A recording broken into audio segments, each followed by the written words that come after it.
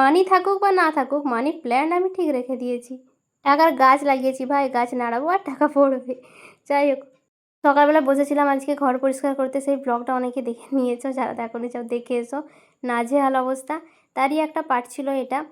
মানি প্ল্যান্টটাকে একটু পরিষ্কার করছিলাম, ধুলো পড়ে গেছে, যেহেতু এটা আমি ইনডোর প্ল্যান্ট হিসেবে ব্যবহার করছি, আর সেই জন্য ধুলোটাও পরিষ্কার করে নিচ্ছি। আর ভাবছি বোতলটা তো আজকে একটু রং করব। ঠিকই ধরেছো, তোমরা যেটা ভাবছো এটা সেটারই বোতল। দোকানের পাশ থেকে আমি কুড়িয়ে এনেছি।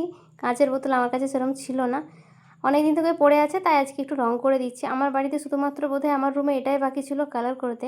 এরকম জিনিস আমি ফেলে রাখিই না, নিজের মতো করে সুন্দর করে সাজিয়ে নিই। তারপর চলে এসেছে আমার বাহন, এতক্ষণ ঘুমোচ্ছিল, ঘুম ভাঙতেই মোটামুটি চলে এসেছে। এবার আমার কাজের 12টা বাজানো হয়ে যাবে, হাই করা হয়ে গেছে, এমন ঘুমিয়েছে, চোখ ফোক ফুলিয়ে নিয়েছে। যাই হোক চলো, আমার পুরোটা কালার করা হয়ে গেছে, তোমাদের দেখায়। এই যে একটা সিম্পল ফ্লাওয়ার এঁকে নিয়েছিলাম আমি, এটার মধ্যে আর হিজিবিজি সেরকম কিছু করতে ভালো লাগলো না। যাই হোক চলো, টাটা।